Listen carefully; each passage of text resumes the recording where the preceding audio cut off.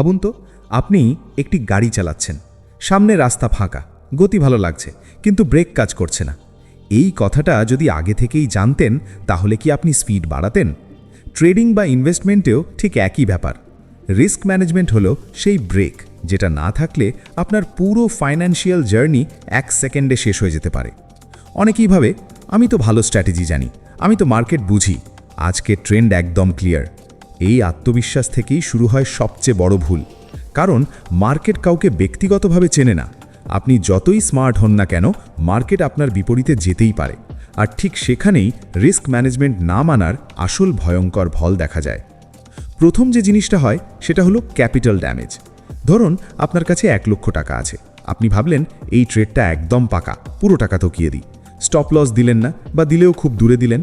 হঠাৎ কোনো নিউজ, কোনো বড় প্লেয়ার বা মার্কেটের আচরণ বদলে গেল। এক ট্রেডেই আপনার 30-40% ক্যাপিটাল উড়ে গেল। এই ক্ষতিটা শুধু টাকার নয়, এটা আপনার আত্মবিশ্বাস, আপনার ভবিষ্যৎ ডিসিশন নেওয়ার ক্ষমতাকেও ভেঙে দেয়। এরপর আসে ওভার ট্রেডিং।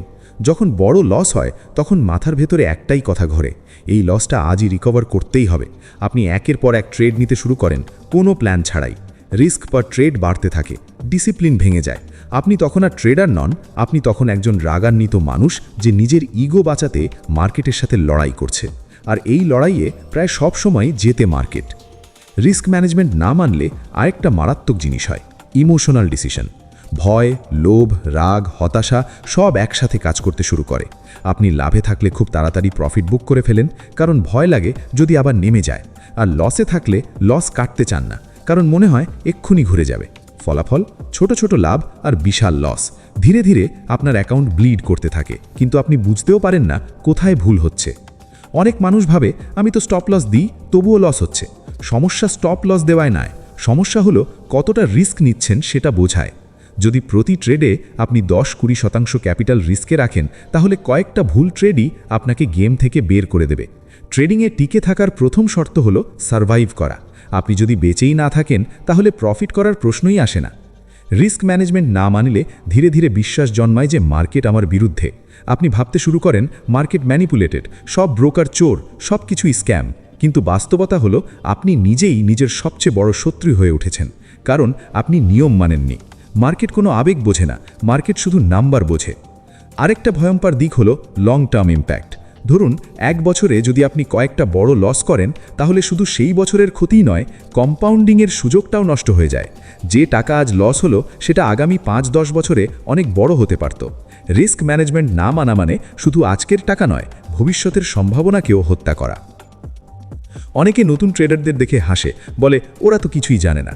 কিন্তু বাস্তবে সবচেয়ে বড় লসগুলো হয় মাঝারি লেভেলের ট্রেডারদের, কারণ তারা একটু জানে তাই বেশি আত্মবিশ্বাসী হয়। এই ওভার কনফিডেন্স থেকেই রিস্ক ম্যানেজমেন্ট ভাঙে, আর সেখান থেকেই শুরু হয় ডাউনফল। একটা সময় আসে যখন আপনি ট্রেডিংকে ভয় পেতে শুরু করেন। চার্ট দেখলেই হার্টবিট বেড়ে যায়, ছোট মুভমেন্টেও নার্ভাস লাগে, কারণ আপনার মস্তিষ্ক আগের লসের ট্রমা বয়ে বেড়াচ্ছে। এই মানসিক চাপ শুধু ট্রেডিংয়েই নয়, আপনার ব্যক্তিগত জীবনেও প্রভাব ফেলে। ঘুম নষ্ট হয়, মাথার ভেতর সব সময় টেনশন, নিজের ওপর বিশ্বাস হারিয়ে যায়।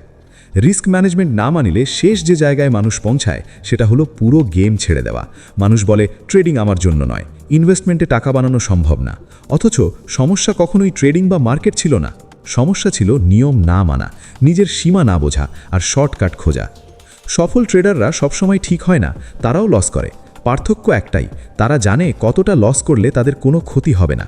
তারা জানে আজ একটা ট্রেড ভুল হলেও তারা কাল আবার ফিরতে পারবে, কারণ তারা কখনোই এক ট্রেডে নিজেদের ভবিষ্যৎ বাজি রাখে না। রিস্ক ম্যানেজমেন্ট মানে ভয় পাওয়া নয়, রিস্ক ম্যানেজমেন্ট মানে বাস্তবতা মেনে নেওয়া, মানে এই সত্যটা স্বীকার করা যে আপনি ভুল হতে পারেন। আর যে মানুষ ভুল হতে পারে এটা মেনে নেয়, সেই মানুষই সবচেয়ে বেশি দিন মার্কেটে টিকে থাকে। শেষ কথা একটাই, স্ট্র্যাটেজি আপনাকে টাকা দিতে পারে, কিন্তু রিস্ক ম্যানেজমেন্ট আপনাকে বাঁচিয়ে রাখে। আর যে ট্রেডার বেঁচে থাকে, সুযোগ একদিন না একদিন তার কাছেই আসে।